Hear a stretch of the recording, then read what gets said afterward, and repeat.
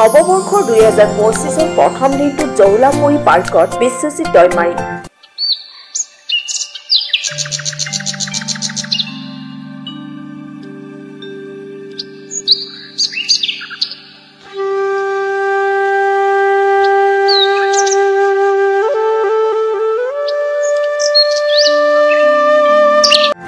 ৰাইজলৈ নৱবৰ্ষৰ শুভেচ্ছা জনালে অসম বিধানসভাৰ অধ্যক্ষ বিশ্বজিৎ দৈমাৰীয়ে নতুন বছৰৰ আমাৰ অসমৰ সকলো ৰাইজ আৰু বিটিচিৰ সকলো ৰাইজক মই আন্তৰিক শুভেচ্ছা জ্ঞাপন কৰিছোঁ।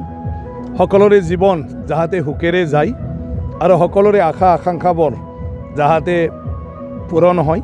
এই 25 বছৰ আমাৰ সকলোৰে ভাল বছৰ হিচাপে যাহাতে মানে কি কয় আপোনাৰ এটা ৰূপ লয় সেইটোকে মই আশা কৰিছোঁ।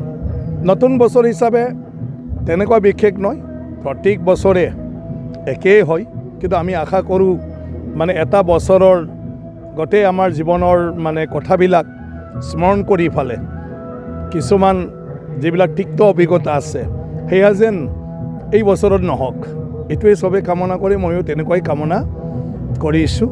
এতিয়া সময় আজিকালিৰ দিনটোত খুবেই মানে কি কয় খুবেই কঠিন, মানে সোনকালে গুচি যায়। আমি ব্যস্ততাৰ মাজেদি আমি চব ধৰিব নোৱাৰোঁ। গতিকে এই বছৰ যাতে সঠিকভাৱে আমি উপযোগ কৰিব পাৰোঁ আৰু আমি যাতে নিজৰ দায়িত্বটো পালন কৰি ফালে ৰাজ্যৰ আৰু দেশৰ কাৰণে সেৱা আগবাঢ়িব পাৰোঁ। এক মনোমোহা কলনীৰে আপ্লুত তামুলপুৰ জিলাৰ শুক্লাই পাৰ্কত অসম বিধানসভাৰ অধ্যক্ষ বিশ্বজিৎ দৈমাৰীয়ে আজি 2025 নৱবৰ্ষ তেওঁৰ ৰাজনৈতিক জীৱনৰ পাতনি মেলি জীৱনত শক্তি থকালৈকে ৰাইজৰ কাম কৰি যাবলৈ সাংবাদিকক কয়। বড়ো ছাত্ৰ সন্থাৰ পৰা ছাত্ৰ সমাজত আৰু বৰ্তমানলৈ তেওঁৰ ৰাজনৈতিক পথাৰত কৰি অহা জীৱনী প্ৰকাশ কৰে। ৰাজনৈতিক লগতে ব্যক্তিগত জীৱনৰ কিবা পৰিকল্পনা হাতত ল'ব নেকি নতুন বছৰ? না, তেনেকুৱা মোৰ একো পৰিকল্পনা নহয়। ৰাজনীতিটো মই আজি নতুন নহয় যে মই 1988 চনতে ঘৰ এৰিছিলোঁ সমাজৰ কামৰ নামত, যেতিয়া মই ছাত্ৰ সন্থাত আছিলোঁ, বড়ো ছাত্ৰ সন্থাত, আৰু সেইদিনাৰ পৰাই গোটেই জীৱন ৰাজহুৱা কাম কাজৰ লগতে জড়িত আছোঁ। 2001ত বিধায়ক হৈছিলোঁ, তাৰপিছত বিধায়ক হৈ ৰাইজৰ কাম কৰি আহিছোঁ। 2006 চনৰ পিছত মই আৰ্টফেডৰ চেয়াৰমেন আছিলোঁ। 2008লৈকে শিপিনীসকলৰ লগত আৰু মানে শিল্প উদ্যোগীসকলৰ লগত কাম কৰিলোঁ।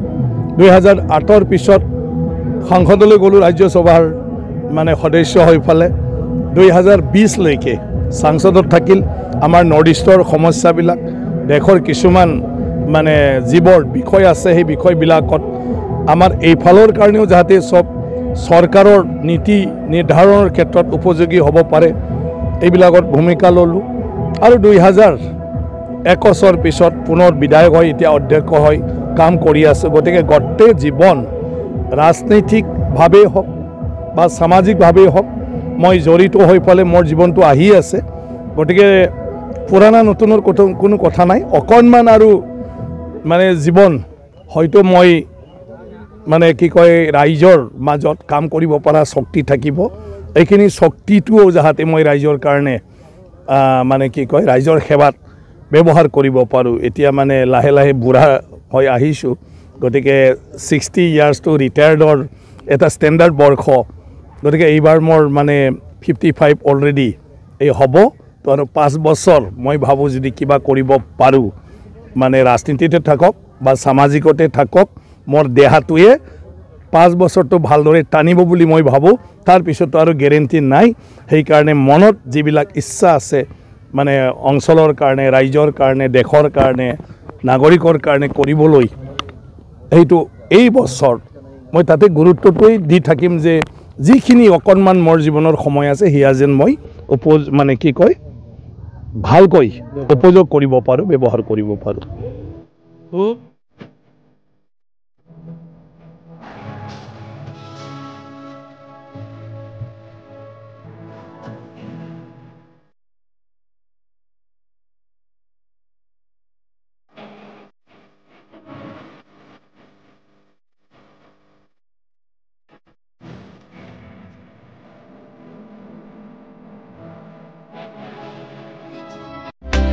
বিটিআৰৰ তামুলপুৰ জিলাৰ শুক্লাইত অৱস্থিত দৌলাপুৰী পাৰ্কৰ নৱনিৰ্মিত ৰংগমঞ্চ উদ্বোধন কৰি পাৰ্কৰ তত্ত্বাৱধায়ক বিটিআৰৰ EM ৰণীল নাৰ্জাৰীক ধন্যবাদ জনায় আৰু পাৰ্কখনে বহু লোকক আমোদ দিলোৱাত মুখ্য ভূমিকা লোৱা বুলি কয়। যেহেতু আজি পাৰ্কত আহিলে, যিখন পাৰ্কত আপুনি এটা সময়ত নিৰ্মাণ কৰাৰ কাৰণে চেষ্টা কৰিছিলে, আজি সেই পাৰ্কখনে এতিয়া ভিন্ন ৰঙী ফুলে হাত বলি মতে পৰ্যটকক সেই প্ৰচেষ্টা হাতত লৈছিলে ৰণেন নাৰ্জাৰী। আজি কি ক'ব? নাই, আজি খুব ভাল লাগিল এই পাৰ্কত আহিছোঁ। আমাৰ ৰণেন নাৰ্জাৰী ডাঙৰীয়া লোকেল MCLA আৰু BTCৰ EM তেখেতে সেই পাৰ্কখন যথেষ্ট মানে উন্নত কৰিলে আৰু যিটো চবকে আকৃষ্ট কৰে। অকল আমাৰ তামুলপুৰ বা বাক্সা ওদালগুৰি মাত্ৰ নহয়, বহুত দূৰ দূৰণিৰ পৰা ইয়াত মানুহ আহে। নলবাৰী, ৰঙিয়া, চাৰিআলি বা মংগলদৈতো আহিয়ে বাহিৰৰ পৰাও ইয়াত আহি থাকে আৰু টাইম পাছ কৰিবলৈ ভাল। অকল পাৰ্ক নহয়, শুক্লাইত মানে বহুত মুকলমূৰীয়া জেগা। গতিকে এই ক্ষেত্ৰত তেখেতক মই ধন্যবাদ জনাইছোঁ যে তেখেতে ৰাইজৰ মানে এটা কি কয় বিনোদনৰ কাৰণে ইয়াত যে মানে যিখিনি উদ্যোগ ল'ব লাগিছিলে সেয়া মানে উদ্যোগ লৈ পেলাই আজি ইয়াত ফুলনি বাগিচাকে ধৰি ইয়াত মানে কিছুমান বিপণী ইয়াত স্থাপন কৰাৰ লগতে আজি মঞ্চ এটা তৈয়াৰ কৰি সেইটো উদ্বোধন কৰিলে, য'ত ইয়াত কালচাৰেল ফাংচন হৈ থাকিব আৰু অঞ্চলৰ আৰ্টিষ্টবিলাকে তেওঁলোকৰ মানে টেলেণ্টটো ইয়াত প্ৰকাশ কৰি থাকিব পাৰিব আৰু মানুহেও ইয়াত আহি পেলাই উপভোগ কৰিব পাৰিব। গতিকে তাৰ কাৰণে ধন্যবাদ জনাইছোঁ।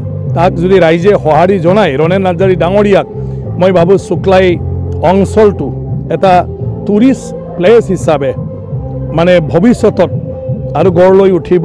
ইয়াৰ গোটেই মানে অঞ্চল, ইয়াৰ বসবাস কৰা মানুহ, তেওঁলোকৰ যিবিলাক মানে কি কয় সংস্কৃতি, খোৱা লোৱাৰ পৰা আৰম্ভ কৰি মানে নাচা, তেওঁলোকৰ মানে পিন্ধন, এই চবটোৱে মানুহক এট্ৰাকশ্যন কৰে আৰু সেইটো লৈ ফালে আমি এটা টুৰিষ্ট ইণ্ডাষ্ট্ৰী হিচাপে এই শুক্লাই অঞ্চলটো আমি গঢ় দিব পাৰোঁ আৰু ৰণেন নাৰ্জাৰীৰ নেতৃত্বত মই ভাবোঁ নিশ্চয় সেয়া হৈ উঠিব।